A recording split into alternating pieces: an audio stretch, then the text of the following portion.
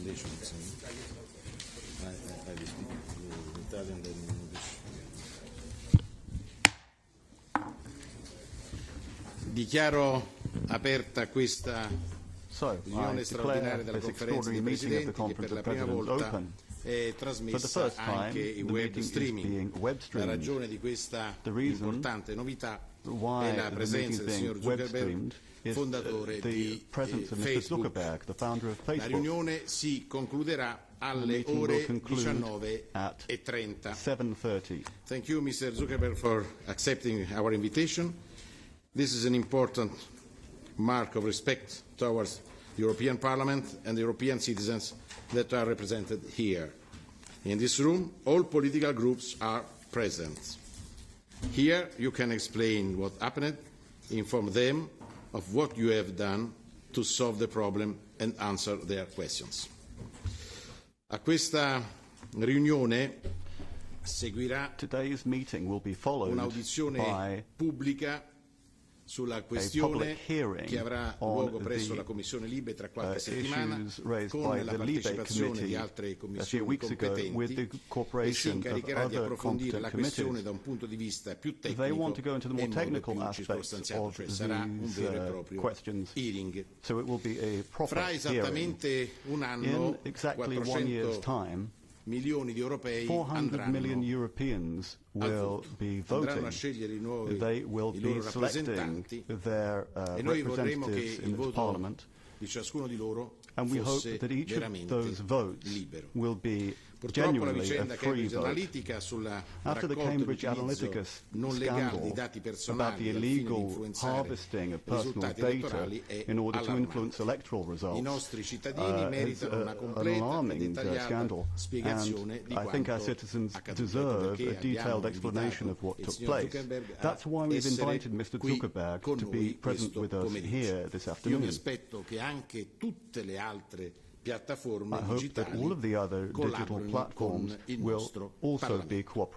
I nostri cittadini chiedono di esercitare il diritto di voto in piena consapevolezza sulla base di informazioni veritiere. Dobbiamo garantire che i loro dati personali non vengano mai, ripeto, mai utilizzati per manipolare illecitamente il processo democratico. I dati generati dagli utenti sono diventati una risorsa di inestimabile valore e c'è chi è disposto a pagarli anche profumatamente.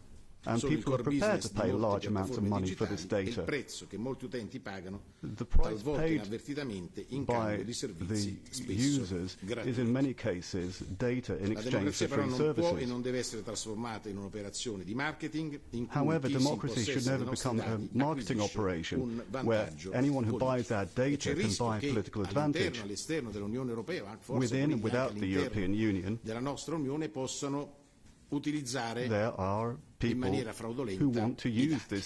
Noi sappiamo già che i cittadini europei, il 99% ha riscontrato notizie totalmente false diffuse dalle piattaforme, l'83% ritiene che le fake news rappresentino una minaccia per la democrazia. Ecco perché noi vogliamo che i giganti digitali rispettino le norme sul raccolto e utilizzo dei nostri dati e fra 2 giorni entrerà in vigore il nuovo regolamento europeo sulla protezione dei dati personali. Queste regole, all'avanguardia, volute fortemente dal nostro Parlamento, prevedono anche pesanti sanzioni contro l'abuso dei dati personali. L'incontro di oggi rappresenta soltanto un punto di partenza verso una nuova forma di governance delle piattaforme digitali. Noi siamo il regolatore e al termine di tutte le audizioni che avremo, il Parlamento potrà indicare delle soluzioni concrete che le piattaforme dovranno introdurre per mettere al riparo tutte le prossime elezioni da ogni rischio di manipolazione. Noi vogliamo definire quanto prima un quadro di regole che garantisca un corretto funzionamento del mercato digitale. Questo quadro deve imporre nuove responsabilità per gli operatori e la protezione dei dati personali, dei diritti d'autore e dei consumatori. I social media sono ormai parte del nostro vivere, del nostro relazionarci, Non vogliamo certo rinunciarvi, chiediamo però we do di not want poterli to do usare without con serenità, social senza mettere media, a rischio but la we nostra want to be able to privacy, use la digital nostra libertà platforms e anche la without nostra any sicurezza. danger to our personal Perché c'è anche un privacy problema or even our che security. riguarda il terrorismo. There is the issue of terrorism out there, Il signor Zuckerberg and ci I'm informi sure anche su that questo Mr. aspetto, Zuckerberg come will also say a few contrastare, words perché about troppi this terroristi sono situation. stati contattati All too many terrorists attraverso have got in i contact mezzi di through informazione the di social media. social media Noi platforms. dobbiamo impedire che questo We si need ripeta, to perché prevent l'Europa this e from il mondo happening intero again in sono ancora future. sotto attacco. Europe and the Come whole world purtroppo are under anche attack. a volte i nostri valori fondamentali This sono represents offesi an attack on our attraverso i social media. fundamental values. Razzismo, antisemitismo, Racism, omofobia. Noi anti-Semitism, dobbiamo fare in modo che homophobia. questo non accada We più. need to Abbiamo ensure that bisogno these kind of anche things che do i not mezzi, continue to che i happen social on media the social media. reagiscano e chiediamo Social media loro companies need to di react. contribuire What in we're maniera asking of them determinante is cosa that fare they e cosa contribute in a intendono fare. determined manner and Ora, state what they intend to per do. passare al vivo del Before we get down confronto to con il signor Zuckerberg, the darò details, prima la parola a I'll lui start perché by giving the possa floor to him illustrare so that he has an ciò che è opportunity accaduto, to explain what has ciò che happened, intende fare what he intends in to do, futuro e quali sono le and scelte della what, sua azienda. Poi saranno i choices his presidenti dei company gruppi is nell'ordine making. abituale, quindi la So Presidente we'll della go through the Commissione, groups in the il usual Presidente della order. Commissione per le We'll Libertà start Pubbliche with e the in ultima chair la signora of the Wikström che Civil Liberties rappresenta i Committee. Presidenti delle commissioni. Io credo che il tempo sarà per porre le domande per intervento di circa 3 minuti in modo da poter avere poi la risposta. Qualora ci fosse tempo possiamo anche vedere di fare qualche altra domanda. Ora do subito la parola al signor I'll give the floor to Zuckerberg Mr. perché possa Zuckerberg illustrare la sua so that posizione e poi he passeremo can explain alle his domande. views, and then we'll pass on to the questions. President Tajani, honorable members of the European Parliament, it's good to be back in Europe. Thank you for inviting me here today for this important discussion. Now, Europeans make up a large and incredibly important part of our global community, and many of the values that Europeans care about deeply are values that we share, from the importance of human rights and the need for community, to the love of technology and all the potential that it can bring. Now, we've always focused on all the good that technology and connecting people can bring. And as Facebook has grown, it has helped give people everywhere around the world new tools to stay connected to the people they care about most. After the recent terrorist attacks in Berlin and Paris, London, and here in Brussels, tens of thousands of people have used our safety check tool to tell the people they love that they're safe. Refugees arriving in Europe are using Facebook to stay in touch with their loved ones back home and find new communities here. There are 18 million small businesses here in Europe that use Facebook today, mostly for free, almost half of whom say that they have hired more people as a result of their use of our tools. But it's also become clear over the last couple of years that we haven't done enough to prevent these tools from being used for harm as well. And that goes for fake news, foreign interference in elections, and developers misusing people's information. We didn't take a broad enough view of our responsibility, and that was a mistake, and I'm sorry for it. It's going to take time to work through all of the changes that we need to make here, but I'm committed to getting this right and to making the significant investments that are necessary to keep people safe. For example, we are doubling the number of people working on safety and security at our company to more than 20,000 by the end of this year.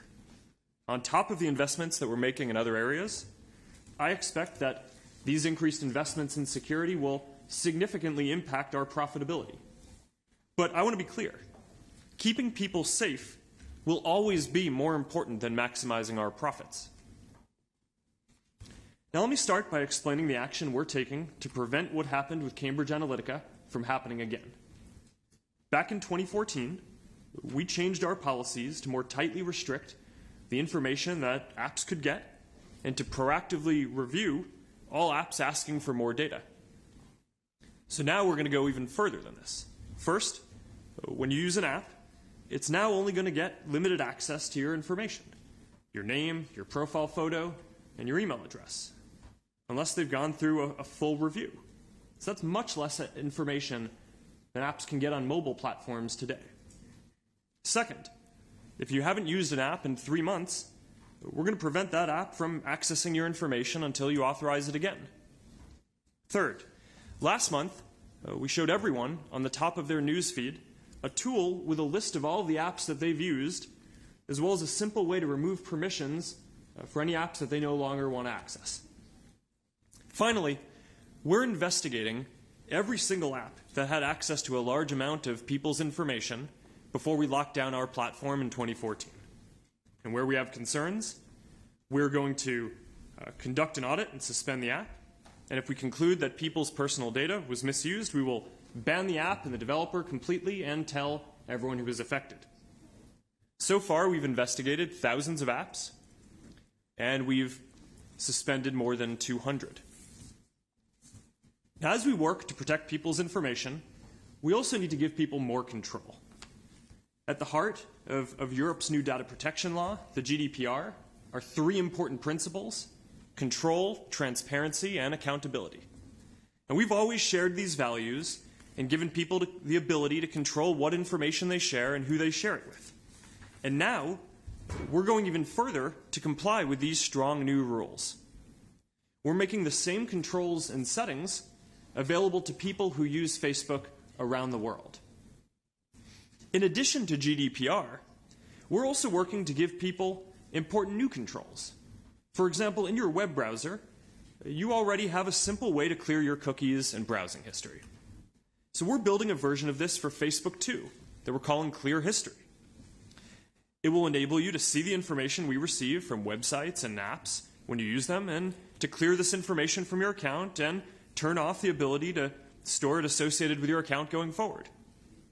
Now, when you clear your cookies in your web browser, that can make your browsing experience worse. You may have to sign back into every website that you use, and clearing your history on Facebook may make parts of your experience worse too.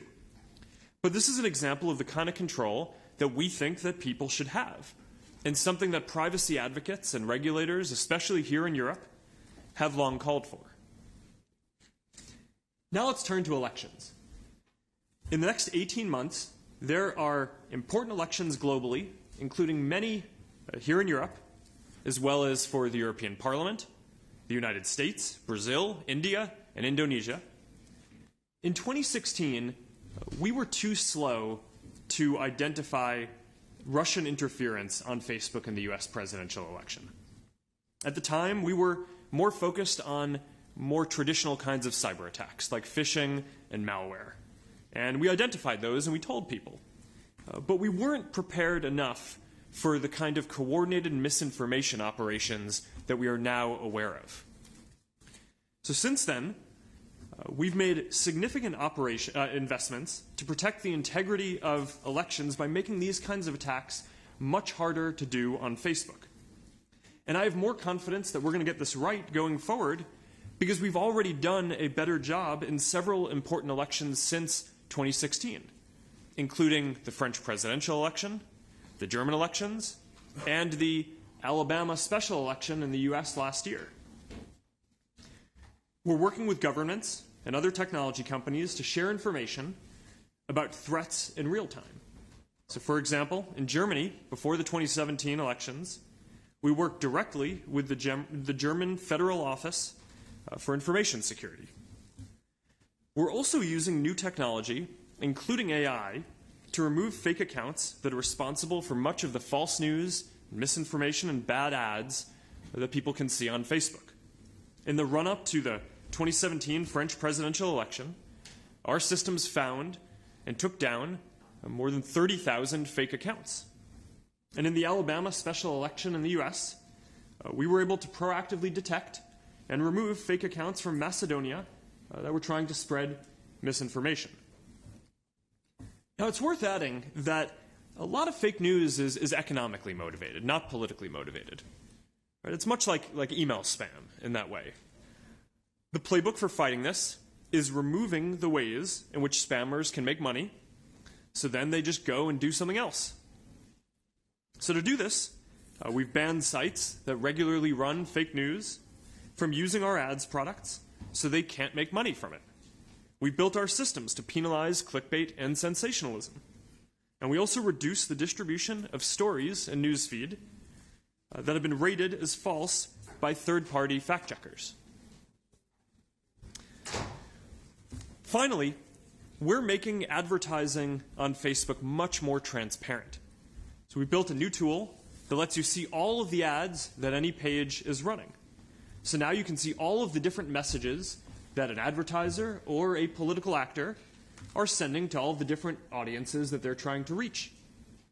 We're now testing this in Canada and Ireland, and we're going to launch it globally this summer. Increased transparency is going to lead to increased accountability and responsibility for all advertisers on our systems over time. Now, security is not a problem that you can ever fully solve. We face sophisticated, well-funded adversaries who are constantly evolving. But we're committed to continuing to invest heavily and improving our techniques to make sure that we stay ahead. And we're going to keep building tools to help more people make their voices heard in the democratic process as well. In addition to working on election integrity, Facebook plays a positive role in elections around the world by helping leaders like all of you connect directly with voters. And our Get Out the Vote efforts have helped millions of people register around the world who may have not gone to the polls otherwise. I am determined to keep building tools that bring people together in meaningful new ways while we work to address our safety and security challenges as well. We're very committed to Europe. Almost 400 million people in Europe rely on our services to connect and communicate with their friends and the communities that matter most to them.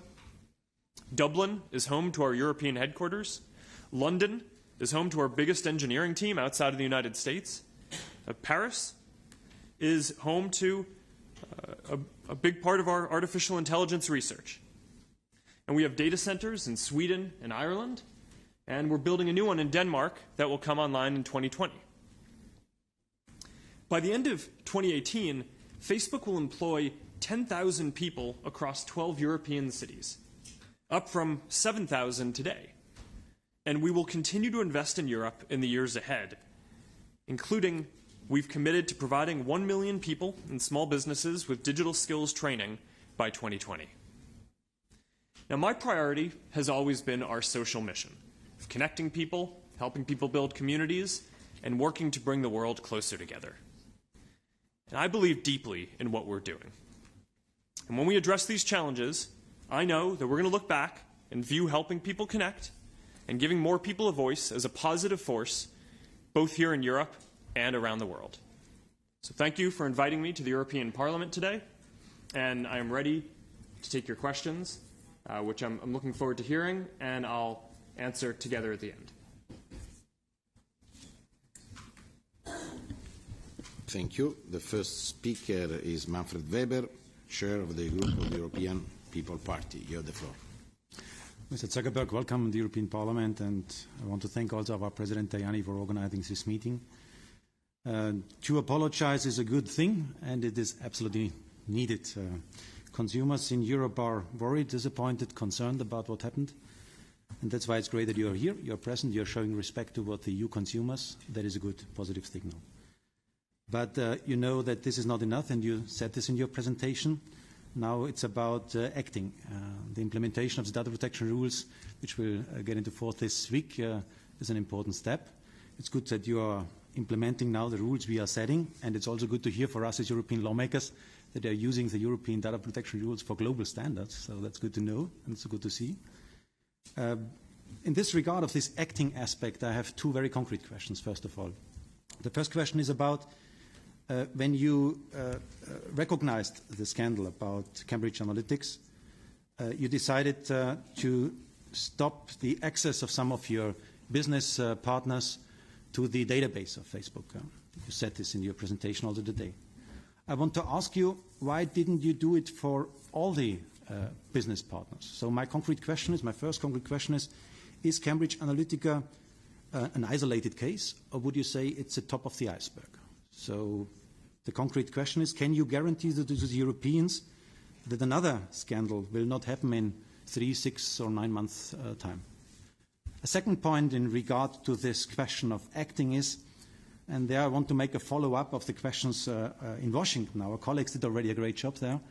Senator Kamala Harris asked whether you personally made the decision in December 2015, when you became aware about the Cambridge Analytica data breach, to not notify your users. Because that is, I think, an extremely important point. Transparency, that the people know what is happening with the data, is crucial for us as Europeans. So were you informed, and why no information to the users? That are the two questions I want to put on the table on the scandal itself. I think our LIBE colleagues will do a follow-up on this. That's why I want to also come to a more general reflection on Facebook and what it means for our societies. Your company has already today a tremendous power. You know this. For example, the question, who is number one on the messages and who is number 10, who is number 100. There you have an algorithm behind, and these rules are incomprehensible for the moment. Nobody knows about them. We should, I think, discuss about the laws that oblige you to make these algorithms public in the future. Because when you have so much power about who is visible in the social media and who is not visible, that cannot be longer anymore a decision of a company. That is, I think, a decision for our societies. I think this is necessary, and I'm interested in your arguments why we shouldn't do so. And in addition, I want to underline that between Europe and America, we have different understanding about what is allowed to publish and what is not allowed to publish. In Europe, for example, the question of videos and texts on radicalization by Islamists or the glorification of Nazi propaganda is unacceptable for us in Europe. In America, a lot of people would say that is covered by freedom of expression. So I see a lot of member states for the moment asking Facebook to voluntarily ban these messages. I think that is very submissive. We should not ask the company to do so, to delete it. I think we should clearly regulate clear rules, what is allowed in social networks in Europe and what not. And finally, during your testimony before the Congress, Senator Lindsey Graham asked you repeatedly the name of only one of your competitors, only one, without success.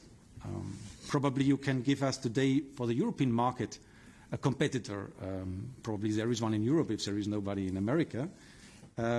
Is there today in Europe an alternative to Facebook for the services you are offering? WhatsApp and Instagram are already part of your empire. Would you consider your company as a monopoly? And I have to say, as a politician, I believe in markets and rules, but I also want to stop all kinds of possible monopolies.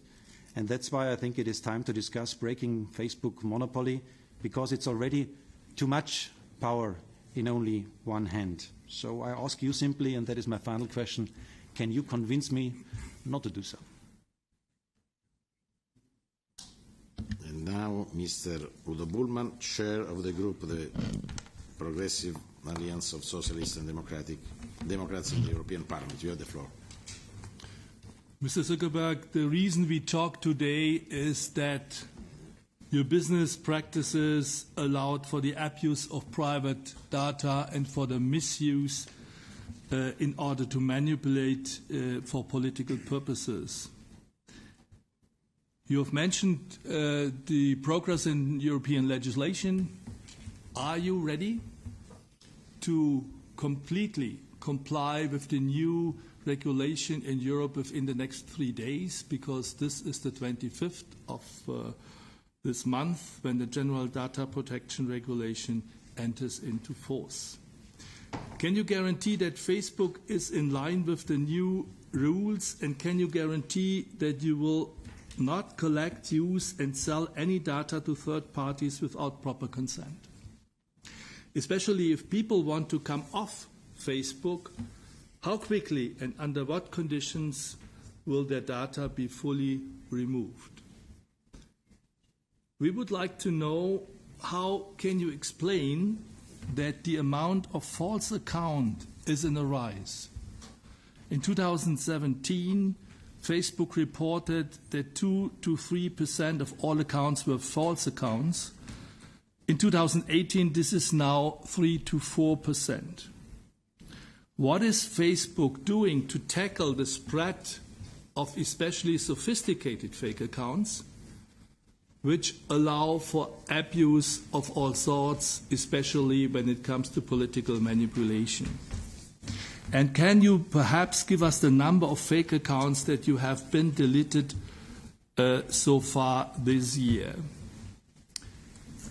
I'm personally interested in the question of the forthcoming European elections. You mentioned experiences in France and in Germany, which came into existence under the pressure of the respective governments. How can you and will you guarantee that no manipulation from foreign and hostile interference sides of the democratic process of your platform ahead of the forthcoming vote can happen? Are you ready to guarantee that for the whole European Union? And in which way will you adapt your business model that can be prohibited from the very instance? I firmly believe that we are at the crossroads and in a critical situation, because your business practices touched upon two basic values of our societies. First of all, the personal data, which became perhaps the most important asset in modern media society. And secondly, on the right of self-government of sovereign nations. This is what it is about, and we are looking for your answers. And now Mr. Kamal, co-chair of the European Conservative Group. You have the floor. Thank you. Mr. Zuckerberg, thank you very much for coming to the European Parliament today and for agreeing to send your legal and technical experts to the Civil Liberties Committee. And can I also thank those here in the Parliament who have made this meeting possible. Now, please rest assured, I'm not here to try and score any cheap political points or to do any stunts here, but I want to concentrate what is important for the many people who have contacted me when they knew I would be here in the room today. Look, I'm a libertarian-minded conservative, and I believe in market-led solutions and that bureaucracy shouldn't starve innovation. I'm also very tech-oriented. I quite often joke that I used to be a geek. I'm now the father of geeks. But where business takes advantage of their users or consumers, then they come to us as politicians and they expect us to do something. They at least say something, but also do something. And what happened with the Cambridge Analytica case has quite rightly raised serious concerns. Now, many of us use social media. Indeed, I crowdsourced some of the questions today using social media before I came here. But what's really interesting has been the public outcry over so-called shadow profiles, where Facebook collects and stores data about internet users that don't have or use Facebook. Now, I understand that Facebook admits that you collect this data and then store it for about 10 days. But given that this data is collected continuously and that most people use the internet almost every day, then in effect this becomes a continuous cycle. Now, I believe in self-responsibility, and I know that by having my own Facebook account, I have to take some responsibility for what I put on my own Facebook account. But what happens if I don't have a Facebook account? Is the only way of preventing Facebook collecting my data to avoid the internet altogether? Or is there another way? How can non-users stop Facebook collecting their data? And what do you do with the non-Facebook data? Do you commercialise it? And given you do that, is it morally acceptable, do you think, in your opinion, to collect non-Facebook users' data without them knowing what you do with it? And are they able, if I'm a non-Facebook user, am I able to see the data that you've collected on me? And if not, why not? Thank you. I look forward to your answers. And now Mr. Guy Verhofstadt, the chair of the group. Mr. Guy Verhofstadt, the chair of the group of the Alliance of the Liberals and Democrats in Europe. You have the floor. Thank you, President. First of all, my apologies. I came in the middle of your explanation, but I was saved by Facebook Live. So I followed you on Facebook Live, and that was my rescue today because of strikes in Paris. So I have to tell you, Mr. Zuckerberg, you remember me, in fact, a protagonist of a book. Maybe you know that book, and the name of the protagonist, Mr. Calden. Calden is the protagonist in a book of Dave Eggert, as you know, The Circle. And in that book, it's about a big data company who is out of control. Not even the owner has control on it. And that data is used in elections. And it seems me very, very near to the reality. Also, the fact that maybe you have less control or no control about your own company for the moment, because you have to apologize now. I think in total you apologize now 15 or 16 times the last decade. In 2003 you started. Every year you have one or other wrongdoing or problem with Facebook, and you have to face the reality and to say sorry and to say that you're going to fix it. Last year I think it was twice that you apologized, and this year 3 times already, and we are still in the month of May, so it's a little bit early in the year. So what my point is about that is, are you capable to fix it? And if you have already confronted so many dysfunctions of the system, there has to be clearly a problem. And the only way, in my opinion, to do it, and I'm a liberal, a free marketeer, is to have public regulation to do so. It's a little bit like with the banks in the 2006, 2007, 2008. They said also, no, we're going to do self-regulation. Don't bother. No, we're going to do it ourselves. The reality is that they didn't do them themselves, and it was needed to have tough regulation. I have here an Avas petition where 1 million, more than 1 million citizens in Europe ask you to do that and to accept regulation and not to continue with the idea, oh, we're going to self-regulate. And I come then to my concrete questions. The first is about the GDPR and European privacy standards. You have told that you're going to apply them, but are you telling the truth, in fact, to us? Are you telling the truth? Because since the outbreak of Cambridge Analytica, you have massively transferred European data of non-European citizens out from Europe, away from the European service to a service otherwise in Europe. I have to tell you, that's against the regulation, against GDPR, and against the existing directive in Europe, 95/46, who is still applicable. And the same that what Mr. Kamal is saying is happening, in fact, with European non-Facebook users who are, in fact, collected by you. And that's also against illegal in Europe, against the regulation.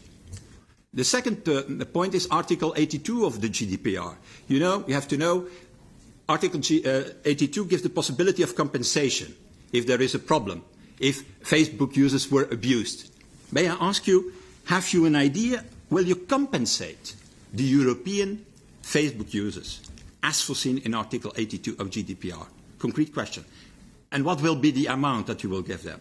Maybe the value that they have with their profile. My value, I have examined it. My value as Facebook user is $186. I thought it was more, but maybe my wife thinks it's less. And it could be less. So my opponents think it's less. But maybe it's a good basis. What their value is as profile could be the compensation that you give to these people based on a regulation. And my third point is about, Mr. Weber said it already, and I think he's right.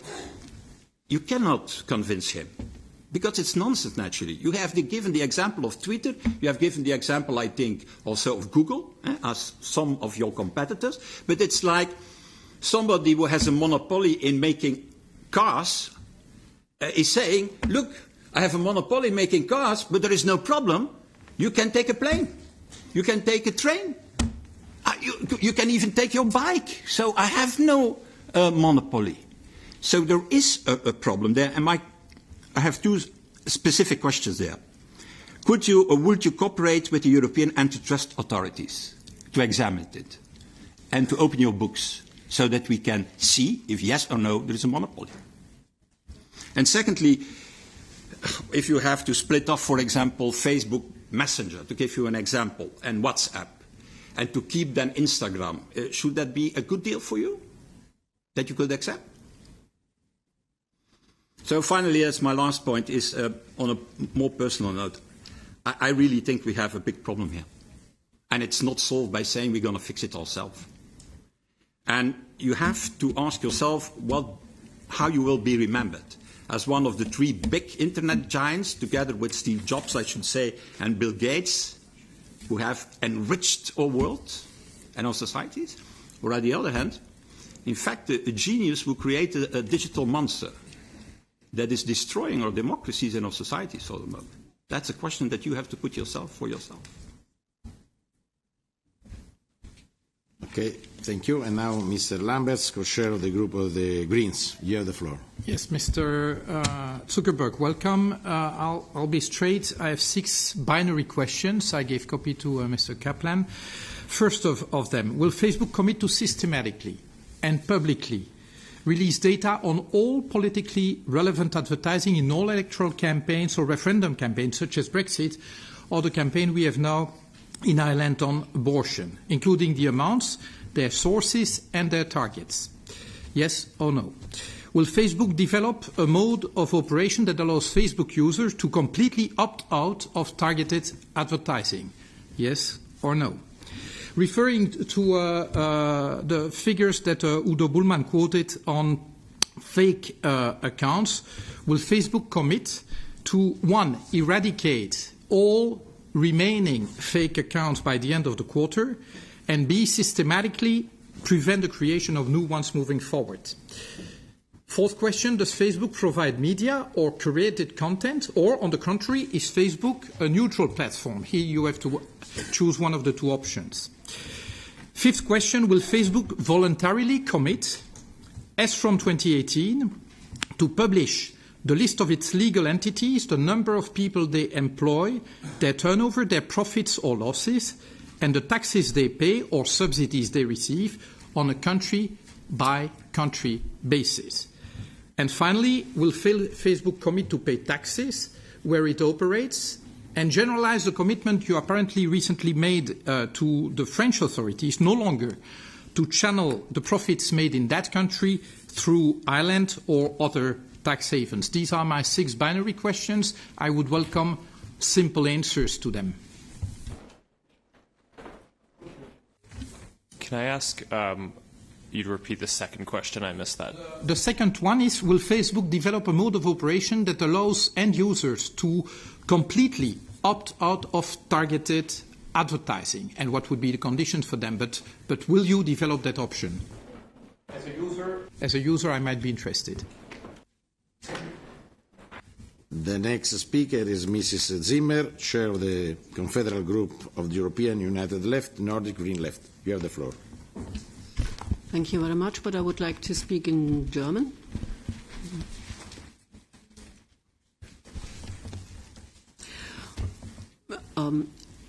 Herr Zuckerberg, dieses Meeting ist jetzt zustande gekommen und ich würde Sie gerne als erstes fragen wollen, warum Sie eigentlich kein öffentliches Meeting zulassen wollten. Warum ist es nicht möglich gewesen, dass wir in einem offenen Meeting unter Beteiligung auch von Abgeordneten, die aus den entsprechenden Ausschüssen kommen, tatsächlich miteinander diskutieren können, warum Sie sich dem verweigert?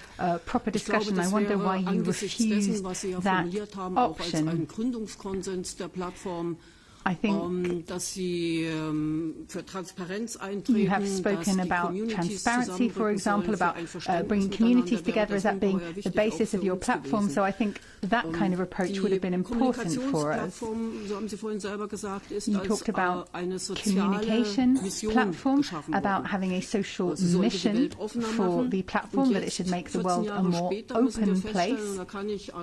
And now, 14 years later, I can follow on from what a lot of my colleagues have said, that these platforms have changed. There's a lot more fake news-based information. The communities have gotten smaller.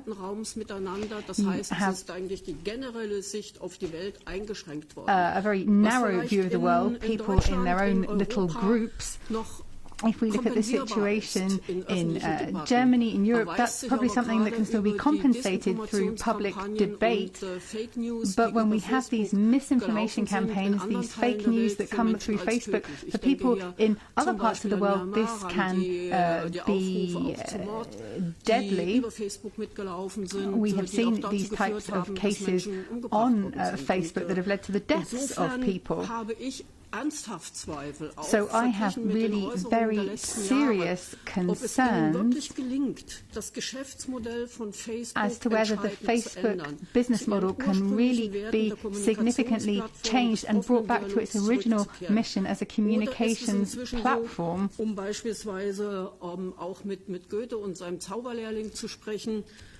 If we look at Goethe, for example, we have to think about what it's become. Is it still something which is manageable, controllable? Can you really give us a serious answer to this question? On the 25th of May, we will have the General Data Protection Regulation, which will enter into force. We've had a lot of information that Facebook supports this, but is this the case? Have you really taken 1.5 billion people outside of the effective reach of our regulation, people from other parts of the world who were previously covered but now will not be covered? So is that true, that figure, that this regulation will no longer apply to these people? When you said that the regulation will be implemented in spirit, what does that mean exactly? Over the last few years, there have been a large number of meetings with high-ranking Facebook officials within the EU, with different commissioners, for example, different members of the EU. I think 92 different meetings altogether. Millions has been spent on lobbying work here in the EU as well, to try and postpone the data protection regulation. Is this really in the interests of Facebook?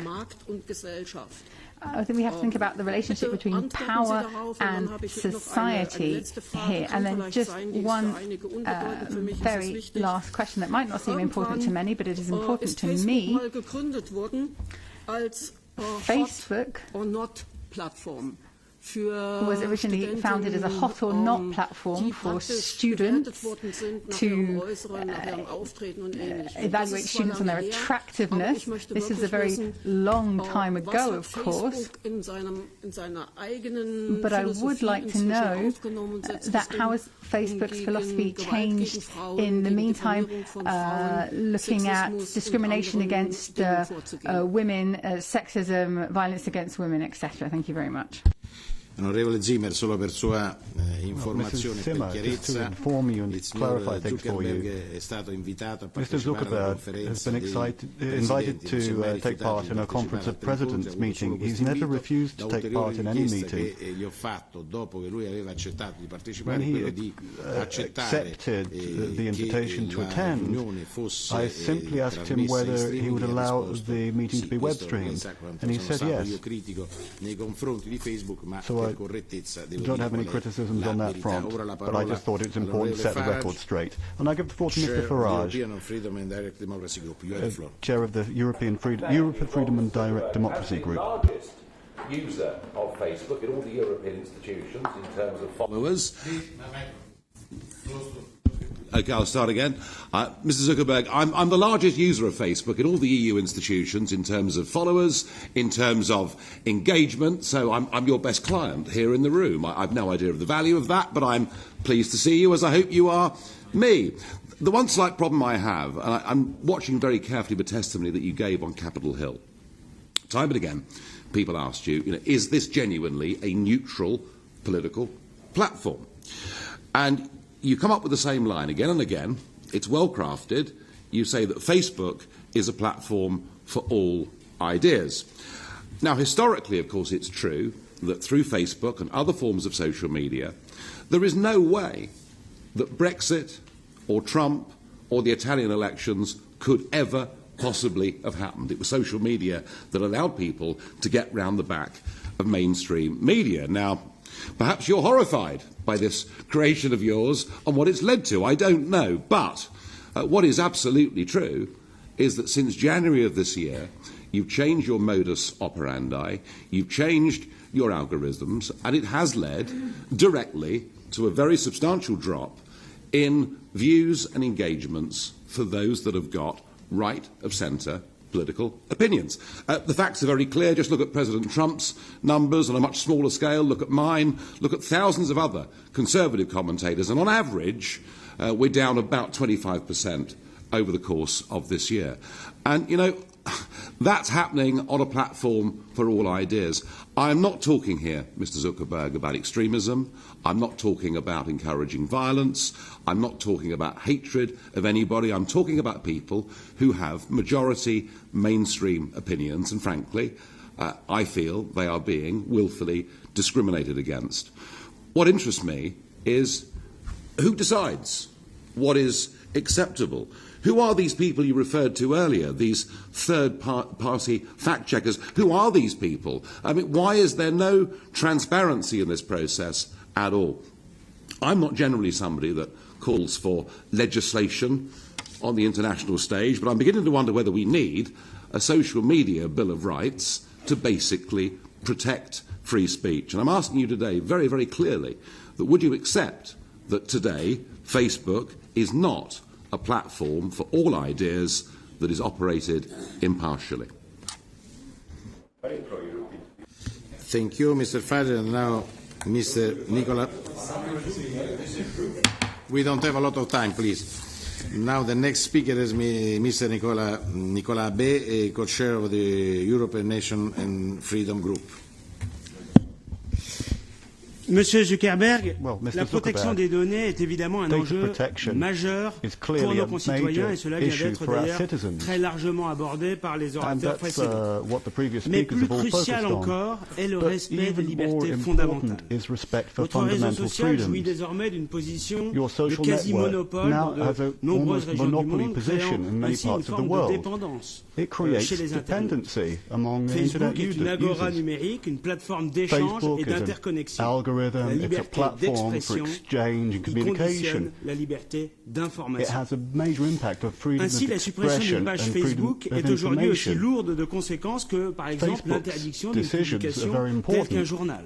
Monsieur Zuckerberg, vous avez évoqué il y a quelques instants vos décisions récentes de supprimer un certain nombre de faux comptes. Je voudrais, quant à moi, vous parler des récents vrais comptes qui ont été bloqués. Ce mois-ci, les pages Facebook du mouvement français Génération Identitaire ont été brusquement supprimées alors qu'il a mené une action certes spectaculaire, parfaitement légale et pacifique concernant les problèmes migratoires. Ces pages cumulaient pourtant plus de 200 000 abonnés. Il s'agit là d'une dérive très inquiétante, de nature totalitaire, quoi qu'on pense d'ailleurs au mouvement en question. En effet, empêcher la consultation de pages d'organisations légales, c'est priver vos utilisateurs d'un accès libre à la pluralité des opinions qui s'expriment dans nos sociétés.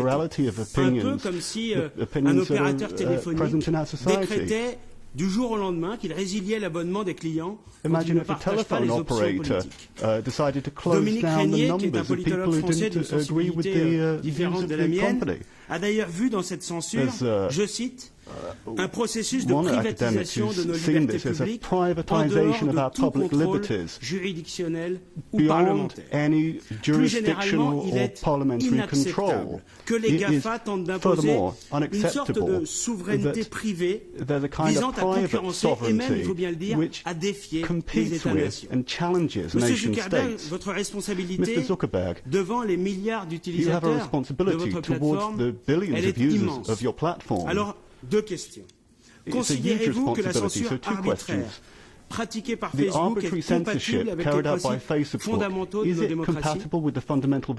Et par quels critères de droit justifiez-vous la décision unilatérale de supprimer des pages Facebook et par là même les opinions légitimes qu'elles portent? Et j'ajouterais, si vous me permettez, une Troisième question très rapide. And a third La rapid chasse question. aux fake news est très à la The mode, hunt vous for l'avez fake évoqué tout à news is l'heure. very fashionable Mais right n'est-elle now. pas devenue un nouveau But prétexte pour hasn't that restreindre become a encore new davantage excuse les libertés for d'expression et further d'opinion? restricting freedoms of opinion and expression? Thank you. There are 4 speakers. Please, we need to respect the timing. The first is Mrs. Dodds, non-attached members. You have the floor. Thank you, Mr. President, and thank you, Mr. Zuckerberg, for appearing here today. I am a member of this Parliament from Northern Ireland in the United Kingdom. And while many of my colleagues here today have focused on elections and the issues of Facebook and public policy, I want to take you in a slightly different direction in my question today. In a few weeks' time, a family within my constituency will mark the 3rd anniversary of the loss of their son to online bullying. His name was Ronan, and he was 17 years old when he died. He was the victim of a false Facebook account from online bullies who persuaded him to send an intimate photograph of himself and then asked for £3,000 in return for not posting this on his Facebook account. Ronan's family have been incredibly brave in publicising this case and in dealing with this situation. But this is only one example of the rise of false accounts within Facebook. And I would like you to tell us today what you're doing to stop the rise of false Facebook accounts, which deliberately target young and vulnerable people. Ronan clearly felt he had nowhere to go. Can you explain to us then as well, in light of this phenomenon, which is a terrible thing right across Europe, can you explain to us what you're doing to work with third-party organisations to try and educate people in safety in using the internet?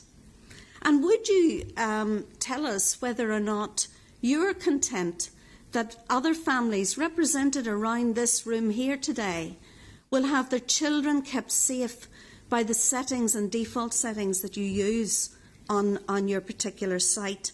Can I just very quickly also say we live in a Europe in the rise of anti-Semitism, in the rise of terrorism, much of it conducted and much of the information conducted online. In the last few weeks, you've said that you've taken down a lot of that hateful and offensive comment from your site. Can you tell us how you define acceptable comment on the site? What are the benchmarks you use, and whether or not Facebook actually is capable of regulating this for itself? Thank you. And now, Mrs. Cecilia Wikström, Chair of the Conference of the Committee Chair. You have the floor. Thank you very much, Mr. President, and thank you also for organising and sharing this meeting with us tonight. Thanks to you, Mr. Zuckerberg, for having agreed to appear and to answer to our questions. We appreciate that a lot. It has been already stated many times, but it must be underlined again, that it is essential that EU citizens can trust that their integrity and their rights on the Internet are being protected, especially since the EU new rules on data protection are entering into force in only 3 days as from now. I'd like to raise 2 questions to you, Mr. Zuckerberg. Firstly, the scandal involving Facebook and Cambridge Analytica is more than anything else an issue of ethics and values. You said in your intervention in the hearing with the US Congress, you repeated it here tonight, that Facebook is responsible for the content on the platform. Once Facebook requests other companies to delete users' data, does Facebook follow up to check compliance by these companies? And how will you ensure that this is really done? And secondly, I am convinced that EU citizens would like to know which specific measures that will be taken by Facebook to ensure that a scandal like this one, Cambridge Analytica, will not occur again.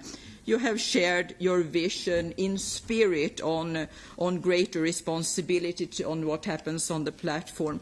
But, Mr. Zuckerberg, can you guarantee to the millions of users, many of them EU citizens, that the company will take all the necessary steps to ensure that civil rights and liberties according to EU standards and that Facebook fully will comply to the GDPR? And when this will happen? It would be good to have a date when full compliance is ensured. Thank you. And now Mr. Moraes, Chair of the Libe Committee. You have the floor. Thank you very much, President. Thank you, Mr. Zuckerberg, for being here, and we hope that our committee will examine further with Facebook executives and so on in depth. And this is for people who are watching this web stream and want a more in-depth investigation. I think Mr. Farage slightly characteristically talked about how prolific he was on Facebook. I may be the most modest user of Facebook in the room, but our committee is not modest in any way. We are celebrating this week GDPR, but I do want to mention that GDPR, in my view, and we have the rapporteur here, is not something that will impact entirely on your business model, and I think you know this. E-privacy is essential also. And there's a reason I mention e-privacy is because there is a regulatory framework here. And I want to mention something very obvious. You're not in the congressional hearing, you've come to the European Union. And there's a big difference. And the difference mentioned by some of my colleagues I want to make very explicit. And that is that we are here in terms of regulation, and the United States is here. And this gap is very obvious. It's obvious in our adequacy agreements. It's obvious in the day-to-day transactions we have between the continents. But for you, it is a real detailed question of how you will comply. Now, I know that you will say, of course, we're going to comply with GDPR, but it is a much bigger task than I think people are estimating, and no doubt the rapporteur will say something about that in a moment. Now, in your introduction, you spoke, I think, quite eloquently about what you thought was one of the key points, which was the app question. And I think you mentioned it because it is really the critical point. What I wanted to ask, and colleagues are talking about crowdsourcing questions, the question I've been asked by individuals, journalists and others, is whether the question of protection of privacy and the rules on Facebook apps, which you were asked in Congress, is actually the tip of the iceberg, or is there a bigger iceberg? Now, you're addressing this because it's important. So I really do need to repeat this because specifically, given that Facebook was forced to review the apps authorised on the platform, I'll be quick, President, I promise. This is the problem about going last, of course. Following this, the Cambridge Analytica scandal, and now that I think you've blocked around 200 of these apps since the congressional hearings, you've come here having blocked 200 of them. I mean, isn't this, first of all, a clear signal that Facebook failed to protect the privacy of its users? We have 252 million, I think, in the European Union. That's more than in the United States. And it gives us the question of that you should really provide us with the detailed measures, and you have some of these, that Facebook will implement to ensure a thorough analysis of apps that are allowed on Facebook. And really, why did you not inform users of these problems to enable them to take measures to protect their data? And President, if you just allow me, the bottom line for you, I think, and for Facebook, is we need to know in Europe the true scale of the violations of users' data by third-party apps. We need to get an estimate of this. And we need to know what it means to commit to GDPR. If I just give you one example, the GDPR gives individuals a right to access and verify all the data a company holds on them. And that includes not just their profiles mentioned by another colleague, but also the marketing profiles, data that was not disclosed by the user but interpreted from his or her behaviour. Are you really going to give users full access to their marketing profiles? Are you going to do or complete all of the steps in GDPR, never mind e-privacy? And really want to just to say in conclusion here, the question of the difference between GDPR and what is in the United States, the gap must be closed. But for you, given that you are here, and I try to be brief because we will go in more depth, it's not just that you have to comply with GDPR, but you have to remember that you're here in the European Union where we created GDPR. So we ask you to make a legal and moral commitment, if you can, to uphold EU data protection law, to think about e-privacy, to protect the privacy of European users and the many millions of European citizens and non-Facebook users as well. And this is a moral and legal obligation and implementation. And I really ask you to think about this because you've come here not to Congress but to the European Union, and we have expectations. Thank you.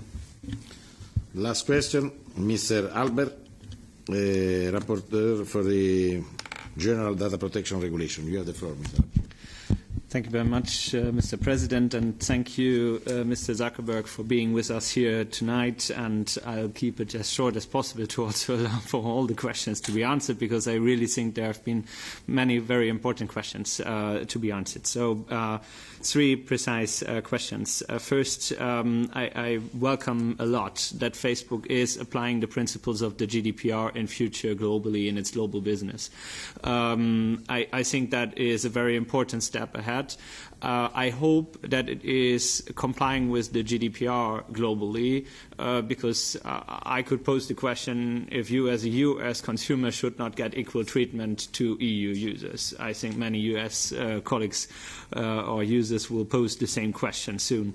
The first real question, will you, with Friday, the GDPR kicking in, assure that no Facebook user or future Facebook user has to give consent for the processing of personal data more than what is necessary to use the service? Because today we have very often the problem that there is a take it or leave it situation, and with the GDPR that is not really what we want to see anymore. You need to give consent for everything what is not necessary to use the service. Second, in the US Senate, you responded to this question. We collect some data for security purposes. So to one of the questions, we collect some data for security purposes and we keep it. Can you promise that this data, which you keep for security purposes, is not used for other services, for other purposes like targeted advertisement? And last but not least, repeatedly European courts have demanded the separation of users' data between Facebook and WhatsApp after your company has acquired WhatsApp. Will you promise to me and also the European WhatsApp and Facebook users that from Friday onwards there won't be any exchange or cross-use of users' personal data between the two services? Thank you very much. Thank you very much. I think it's important for us to be at the center of the political debate. For another time, the European Parliament is the heart of democracy in Europe.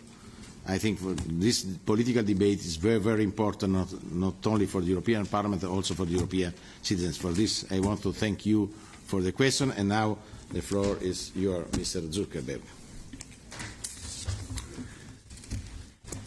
All right. President Tajani and honorable members, you've raised a lot of important questions, and I'm going to try to use the remainder of our time to get through as many of them as I possibly can. A number of you asked questions around inappropriate content on Facebook in one form or another, whether that's hate speech or bullying or terrorism or different content, and how that relates to this, or fake accounts, and how this relates to this position and philosophy of needing to take a broader responsibility. First, let me be clear. The bottom line here is that hate speech, bullying, terror, violence, all this content has no place on our services. But in order to really execute that, we need to upgrade and do a better job of executing our policies. So if you look back at the history of how we've operated, when I got started in my dorm room in college, because it was just me and because we didn't have the AI tools at the time to be able to go look through a lot of the content and understand what was in violation of our community standards and what wasn't, our policy for most of the history of the company has been to have our community flag things for us and then us to look at them reactively. So if someone sees something that they thought might be hate speech or bullying, they would flag that, and then we would look at that. And we've built up teams to manage that. But now we think that our responsibility is greater. And now, sitting here in 2018, we have the ability to start developing more AI tools, which I'll get to in a moment, some more detail, to be able to flag more of the content up front. And now, as a big company, we also have the ability to employ tens of thousands of people to go review more of this content. So if you look, for example, at terror content, one of the things that I'm proud of is that our AI systems now can flag 99% of the ISIS and Al-Qaeda related content that we end up taking down before any person in our community flags that for us. Another example is around bullying. We had this really unfortunate set of incidents when we first launched Facebook Live, where we saw that people were harming themselves or committing suicide on live. And we realized that we needed to do a much better job of addressing that quickly. So we built AI tools and tools to determine if someone was thinking about harm or suicide, hired 3,000 people to make it so that the response time that we could get to those live videos is now less than 10 minutes. And that has been one area where we've been able to significantly improve. But we're basically going through each of these areas, starting from the areas that are the most sensitive and have the highest risk of harm: terror, bullying, self-harm, election integrity, which is obviously extremely important. Are prioritizing them first, but our goal over the coming years is going to get to developing the AI systems and hiring the staff necessary to be able to proactively review more of the content as it's coming into the system. We'll never be perfect on this. Our adversaries, especially on the election side, people who are trying to interfere, will have access to some of the same AI tools that we will. So it's an arms race, and we'll need to constantly be working to stay ahead. But our vision for how we should manage the system is going to move from one of reactive management as people in our community flag things to one where we're more proactively having systems look at the content, flag things for tens of thousands of people to review. And we're already making significant progress in doing that. Now, a number of you mentioned specifically issues around fake news. So I want to talk a little bit about our roadmap for addressing this, because the bottom line here is that nobody on Facebook or off Facebook wants fake news, right? No one will sit here and say that they want the information that they see to be false. So, we've broken down the problem, and we think that there are three main sources of content that are problematic here. The first is just spam, which I touched on a little bit in my opening statement. And it's often, it's not politically motivated or ideologically motivated, it's economically motivated. It's people who are just trying to make money by coming up with the most sensationalist content they can and putting it out there. So the way you fight this is the same roadmap that companies have used to fight email spam. You take away these spammers' profit motive, and then they go do something else. And we've done a number of things like preventing them from using Facebook ads, decreasing the distribution to do this. The second category is fighting fake accounts. Because what we found is that when people are using fake accounts on our system, there's less accountability. And they're more likely to spread bad information, misinformation, interact in ways that are interfering in elections and things like that. So we develop systems both to identify fake accounts as they're being registered.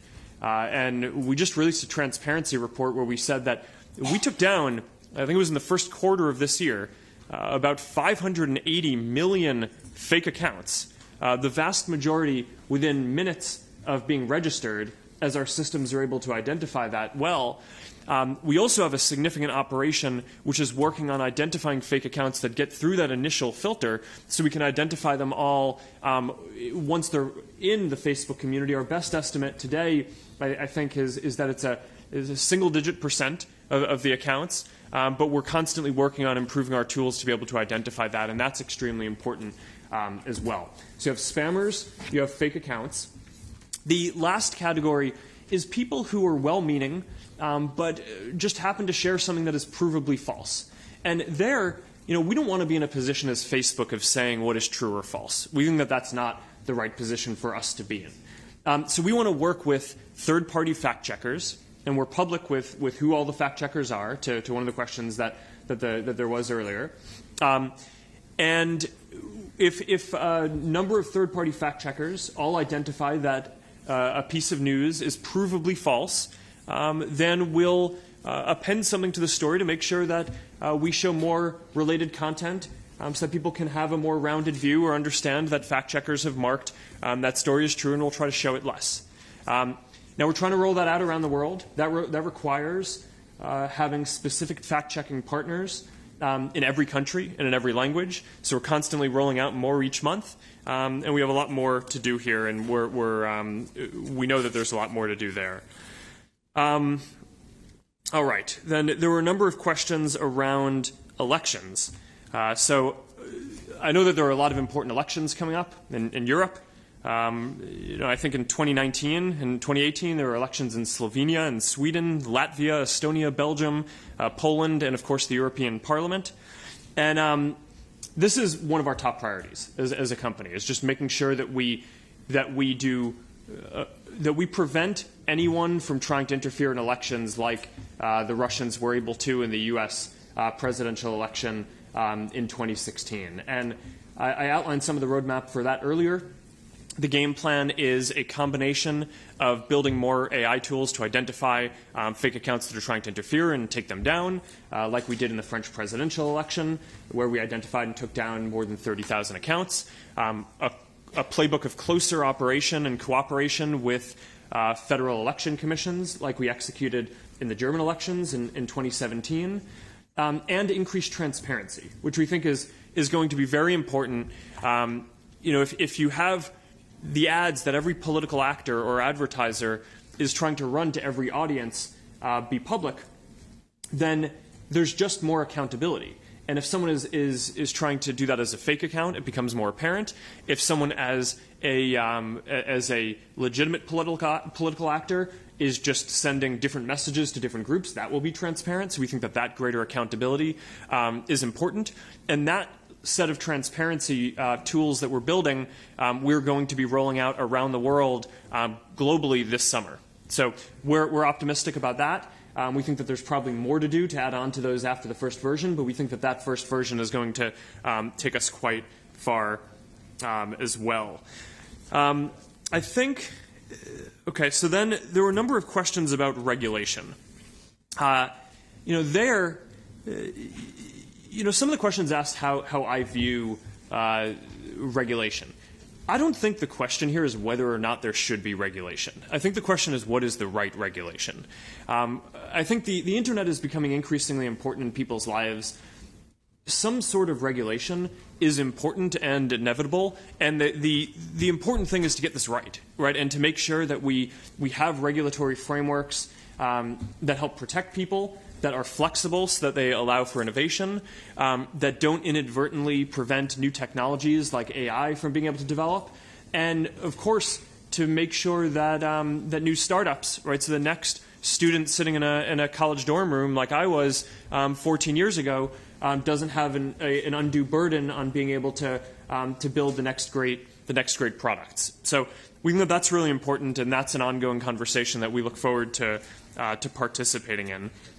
There were a couple of questions around competition and how we view our role and our position as a platform here. And to that, I'd say a few things. One is, first is that we exist in a very competitive space where people use a lot of different tools for communication.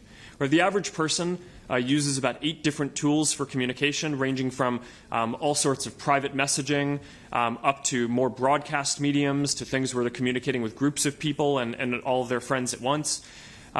So from where I sit, it feels like there are new competitors coming up every day. There are competitors that reach tens and hundreds of millions of people, and we're constantly needing to evolve our service in order to stay relevant and serve people well. So that feels like it's a competitive environment where there are many choices that people have.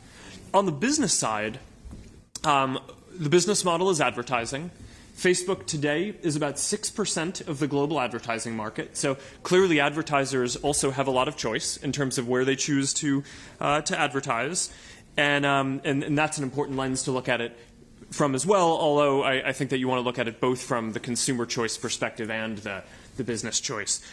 One thing that I want to add that I think often gets overlooked when you talk about competition is, around the world there are 70 million small businesses that use Facebook's tools to grow and reach customers. And in Europe alone, there are about 18 million small businesses that use Facebook tools. And as I said in my opening statement, about half of them have told us that they are hiring more people because of their use of our tools to be able to grow.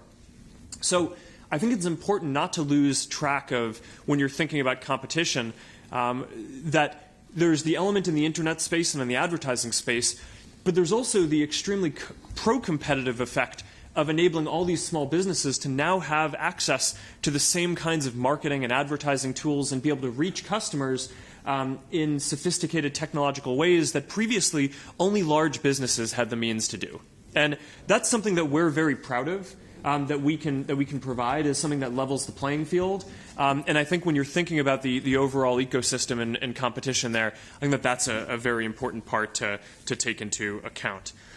There were a number of questions about taxes, so I want to touch on that briefly as well. Facebook has always paid taxes in all of the countries where we have operations set up. We pay all taxes required by law, and we invest heavily in Europe.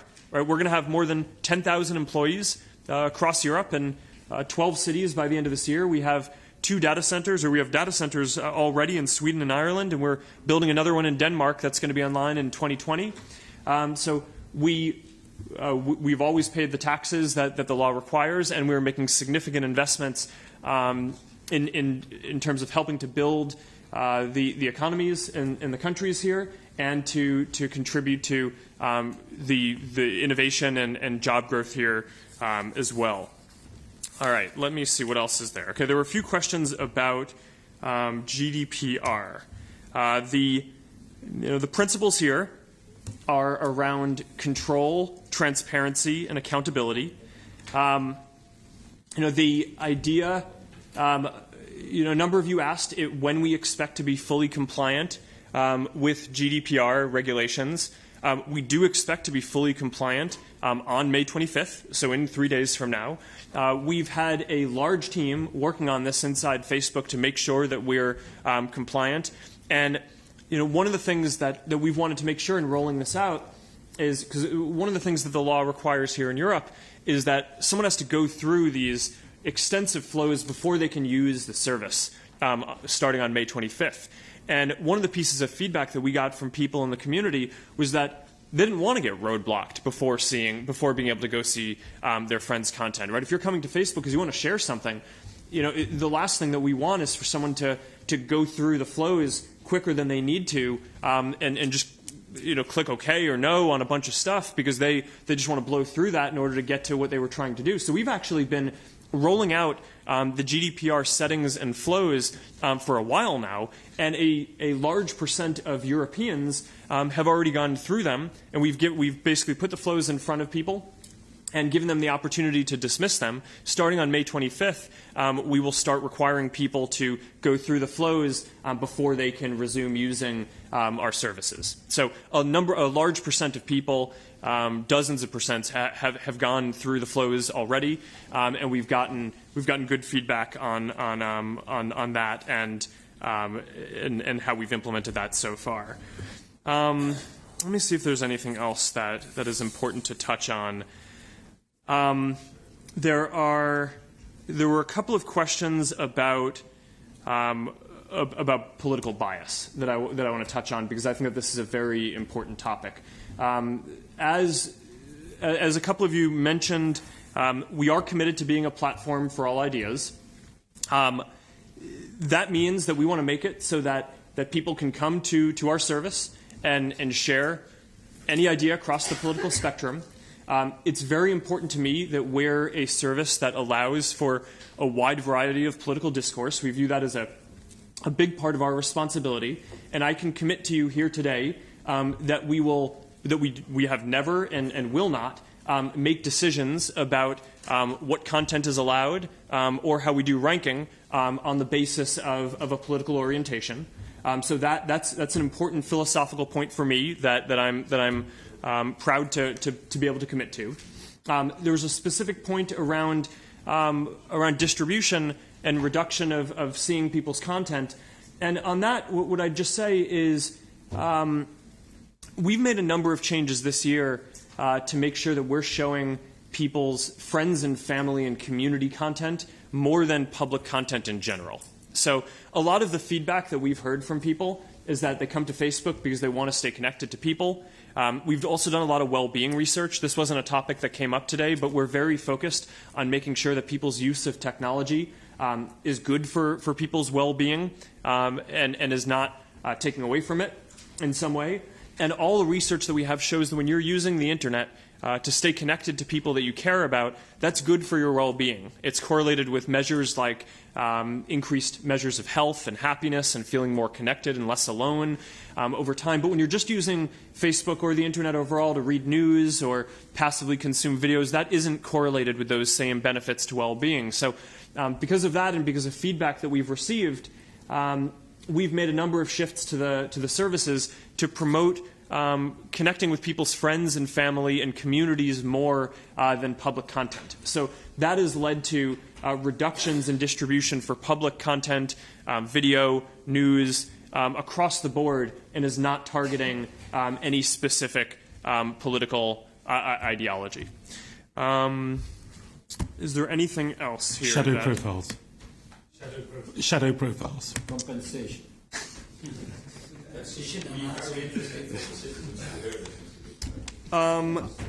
I got sure. So to your question, for the content that websites and apps send us, we think it's very important that people have the ability to clear this.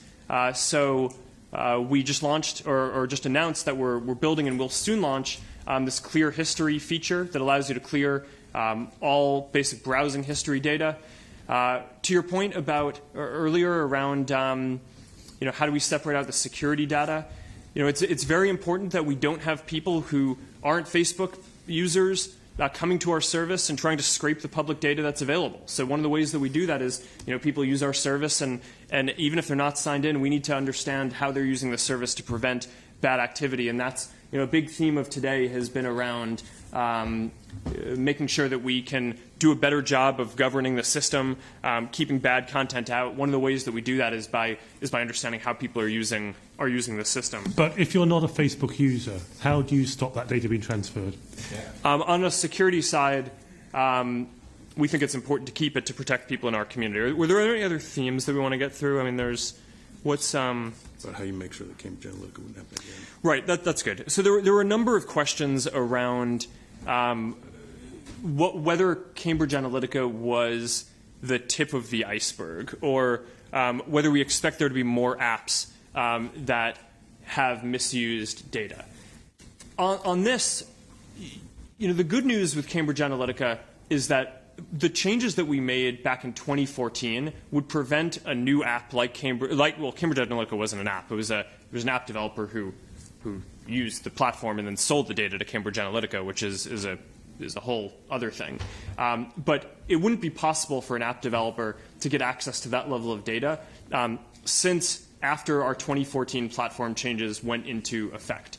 But because there were a lot of different apps that were using the system before 2014 and before the changes went into effect in 2015, we think it's important now to go back and investigate every single app that had access to a large amount of people's personal data before we lock down the platform. So that's what we're in the process of doing. We've already investigated thousands of apps, and as I said earlier, we've taken down more than 200. There are many thousands more that we need to investigate. This is going to take many months. I do anticipate that there are going to be other apps that we find that we're going to want to take down, and this is why we're going now and doing this full investigation. This is part of our shift towards not just trying to manage the system reactively we've always had the ability for people in our community to flag apps that they thought were bad actors to us, and then we would look at them. We've had the ability to, and we've done audits of apps in the past. We've had a content review and app review team. But now what we're doing is taking a much more proactive approach. So rather than waiting for people in the community to flag for us that there may be issues, we are going through and investigating ourselves up front all the different apps that had access to a large amount of information. We were upfront reviewing every app that asks for access to additional people's information.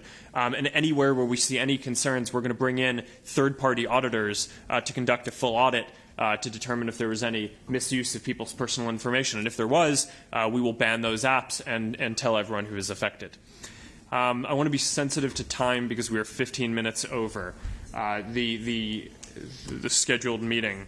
I think that I realized that there were a lot of specific questions that I didn't get to specifically answer, but going around and hearing the themes of what people are concerned about and had questions about, I think I was able to address the high-level areas in each, and I'll make sure that we follow up with each of you afterwards to make sure that your specific questions get addressed.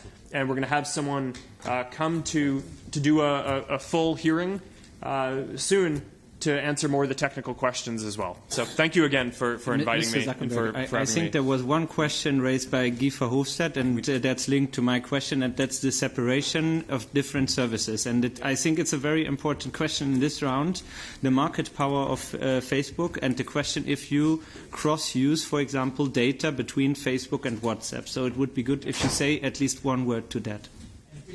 Will you allow users to escape targeted advertising? I mean, I asked you 6 yes and no questions. I got not a single answer. Yeah. And of course, well, you asked for this format, well, for a reason. Okay. I'll make sure we follow up and get you answers to those.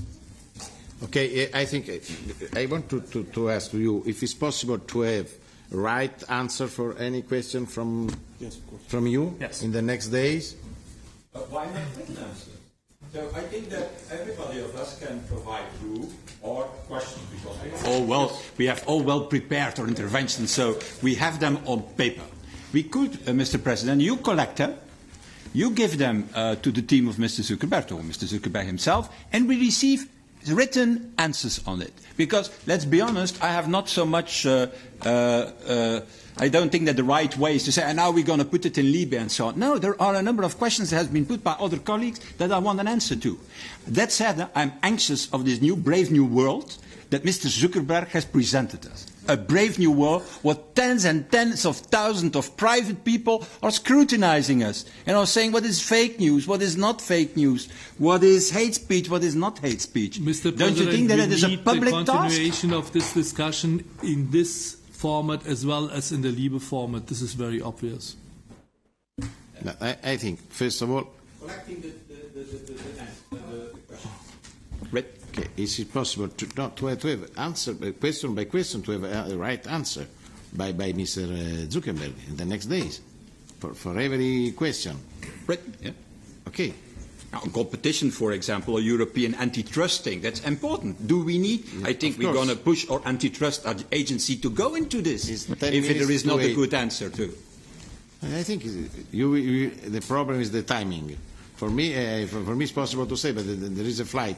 But I think if Mr. There is no flight. I come from France. Yes, okay. There are strikes. That's the only thing. Sorry, I think this is the format.